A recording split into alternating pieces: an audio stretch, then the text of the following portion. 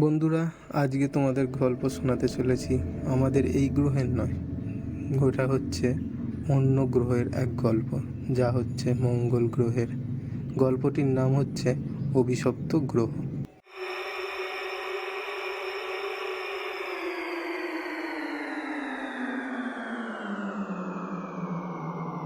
মঙ্গল গ্রহের লাল বালির নিচে লুকিয়ে ছিল এক প্রাচীন অভিশাপ, আর সেই অভিশাপে পা রেখেছিল অভিরাজ সেন, ভারতীয় মহাকাশ প্রকৌশলী, সদ্য যোগ দেওয়া এক গোপন আন্তর্জাতিক মিশনে।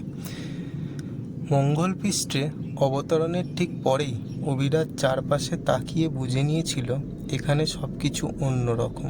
নিস্তব্ধতা এত গভীর যে নিজের নিঃশ্বাসের শব্দেও ভয় ধরায়।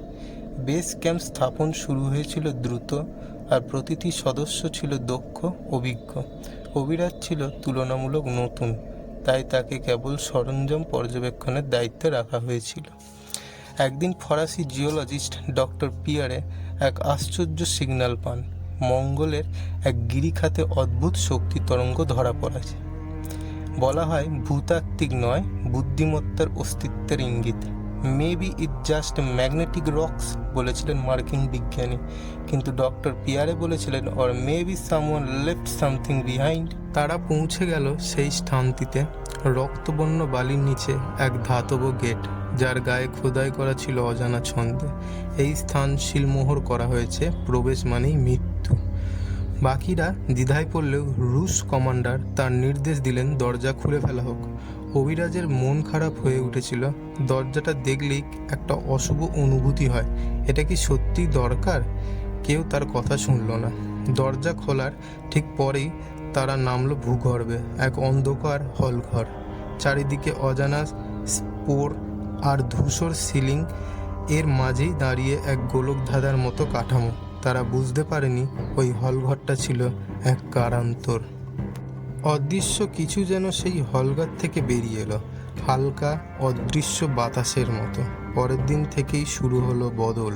প্রথমে ডক্টর মিশেল, তারপর ক্রু 7 জন। এক এক করে তাদের ব্যবহার পাল্টে গেল। তারা একই রকম কথা বলতে শুরু করলো, হাসি একই রকম, দৃষ্টি শূন্য। মনে হচ্ছিল তারা নিজেরা নেই। অভিরাজ বুঝতে পারল এটা কোনো জীবাণু নয়, এটা এক এলিয়েন পরজীবী যা মানুষের স্নায়ুতন্ত্র দখল করে নেয়। শুধু অভিরাজই বেঁচে ছিল। কন্ট্রোল রুমে গা ঢাকা দিয়ে সে মনিটর ঘেঁটে দেখতে পেল বেস আলফার 14 জনের কেউ আর মানুষ নেই। বাইরের পৃথিবীর সঙ্গে যোগাযোগ বিচ্ছিন্ন, অক্সিজেন দ্রুত কমছে। তার হাতে সময় মাত্র 48 ঘন্টা। সে তখন একটা সিদ্ধান্ত নেয়, এই ঘাঁটিটা ধ্বংস না করলে এই প্রাণী পৃথিবীতে পৌঁছাবে। অভিরাজ ঘাঁটির কোনো রিয়াক্টরের টাইমে সেট করে, চার্জ সেট, ডিটোনেশন ইন 15 মিনিট। ততক্ষণ সংক্রমিত ডক্টর মিশেল তার পেছনে দাঁড়িয়ে চোখ জলজল করছে। তুমি জানো আমার কি? আমরা তোমার ভেতরে ঢুকে গেছি। অভিরাজ শান্ত গলায় বলল, হয়তো তাই, কিন্তু এখন আমি আছি, আর সেটা যথেষ্ট। ডক্টর মিশেলকে শেষ গুলি মেরে তারপর বহিরাকাশে সিগন্যাল পাঠায়, Mars is lost, do not come, destroy all contact. ঘাঁটি বিস্ফোরণে উড়ে যায়। সমস্ত কিছুর মাঝখানে অভিরাজ ধীরে ধীরে চোখ বন্ধ করে ফেলে।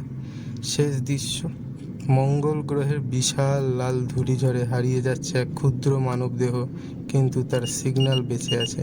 পৃথিবীর উদ্দেশ্যে ছুটে চলছে এক সতর্ক বার্তা। তার সিগন্যাল বেঁচে আছে। পৃথিবীর উদ্দেশ্যে ছুটে চলছে এক সতর্ক বার্তা। ডক্টর মিশেলকে শেষ গুলি মেরে তারপর বহিরাকাশে সিগন্যাল পাঠায়, Mars is lost, do not come, destroy all contact. ঘাঁটি বিস্ফোরণে উড়ে যায়। সমস্ত কিছুর মাঝখানে অভিরাজ ধীরে ধীরে চোখ বন্ধ করে ফেলে। শেষ দৃশ্য, মঙ্গল গ্রহের বিশাল লাল ধূলিঝড়ে হারিয়ে যাচ্ছে এক ক্ষুদ্র মানবদেহ, কিন্তু তার সিগন্যাল বেঁচে আছে। পৃথিবীর উদ্দেশ্যে ছুটে চলছে এক সতর্ক বার্তা।